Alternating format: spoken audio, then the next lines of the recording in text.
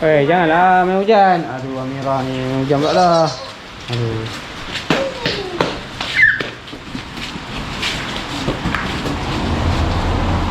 So guys.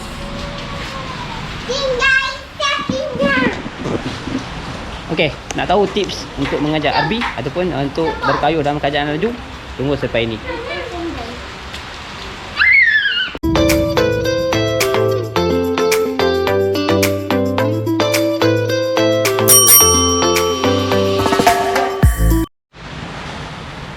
Assalamualaikum YouTube. Alhamdulillah anda bersama lagi dengan saya Puji DM Channel. Okey,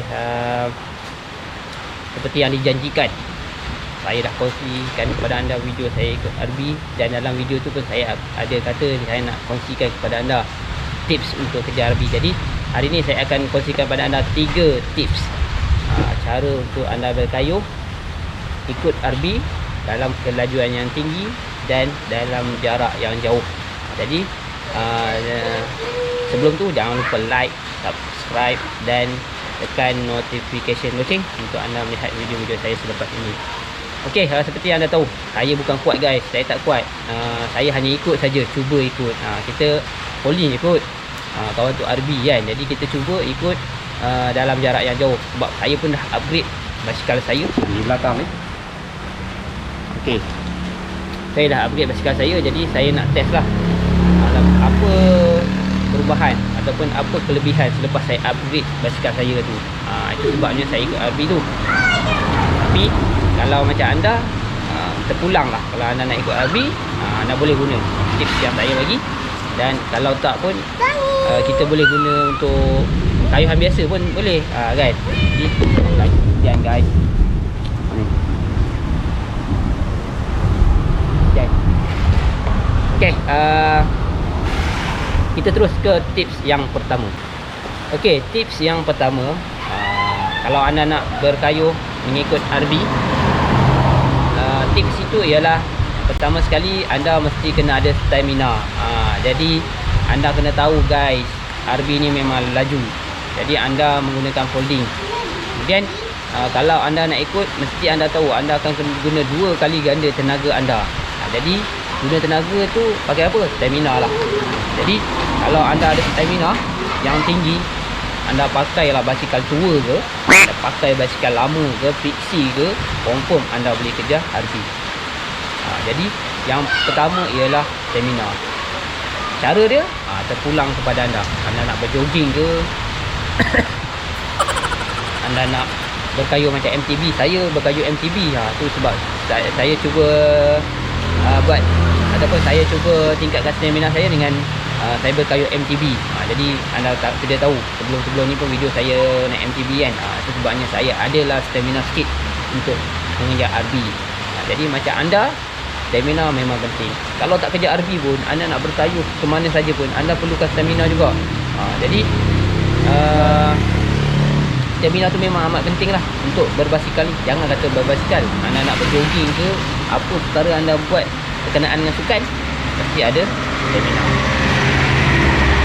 Jadi tips pertama ialah stamina kena kuat guys. Okey, tips yang kedua, dia berkenaan dengan basikal. Okey, tips yang kedua ialah setting basikal kena power guys. Selain daripada anda upgrade benda-benda yang anda buat, yang paling penting ialah setting basikal ni. Okey, contoh kita tahu kita akan berkayuh dalam keadaan yang laju. Jadi folding ni bukan basikal laju, basikal santai kan. Jadi anda kalau nak mengikut RB, setting basikal kena baik. Contoh macam handlebar. Handlebar ni anda turunkan ke bawah supaya rintangan angin tu dapat dikurangkan. Seat post pun sama, jangan terlalu tinggi dan jangan terlalu rendah. Dia kena ikut anda punya keselesaan supaya anda berkayuh dalam keadaan laju tu tak ada masalah. Jadi kalau terlampau rendah, terlampau cepat penat, tinggi, susah nak berkayuh dan sebagainya. Brake pun sama, sebab anda berkayuh dalam keadaan yang laju guys. Anda kena brake ni mesti berada dalam keadaan yang sempurna. Contoh dalam terlampau laju sangat anda brake dan anda nak berjalan tak sangkut dan sebagainya. Macam saya ni, si brake ni kadang-kadang sangkut, kadang-kadang berbunyi dan sebagainya. Jadi itu semua Itu semua benda-benda yang perlu kita kena tahulah. Contoh macam tayar, bunga tayar dan sebagainya. Bunga kalau terlampau banyak bunga pun berat. Angin tayar depan dan belakang berada dalam keadaan yang betul. Setting gear, anda nak naik, anda nak turun gear, semua ada keadaan betul. Kalau sangkut dan sebagainya, anda tertinggal dan pasti anda memang lambat nak ikut dia, guys. Jadi semua benda tu memang dia ambil kira lah untuk anda berkayuh dengan basikal RB yang laju, guys. Jadi benda-benda macam tu anda kena pastikan dia berada dalam keadaan yang betul. Okey. Jadi tips yang kedua ialah setting basikal kena baik. Okey, tips yang ketiga ataupun tips yang terakhir ialah cara pemanduan anda. Cara anda berkayuh itu juga memainkan peranan yang penting. Sebab apa? Dalam keadaan yang jauh, anda berkayuh dan laju waktu tu, anda perlu curi-curi pernafasan, curi-curi rehat, curi-curi tenaga dan sebagainya. Jadi cara anda berkayuh ialah anda mesti berada rapat dengan basikal RB yang di depan anda. Jangan anda berkayuh terlalu jauh. Bila jauh, kita nak kejar dia balik jadi berat, guys. Jadi cara dia ialah anda ikut belakang.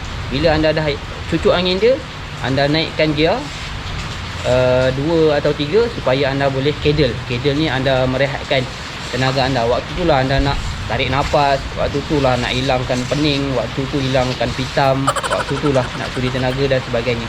Jadi bila anda dah rehat, RB tu laju, anda boleh turunkan balik gear anda untuk anda laju. Jadi benda-benda cara pemanduan ni memang kita kena fikir sendiri dan kita kena tahu, kita kena ada pengetahuan. Kalau anda guna gear bawah sampai habis, confirm guys, separuh jalan muntah, guys. Memang muntah. Saya yang hari tu saya guna cara macam tu pun nak pitam. Kalau lah anda berkayuh menggunakan gear bawah sahaja, confirm guys, memang sama sekali anda akan balik awal. Kedua, siap silap muntah, guys.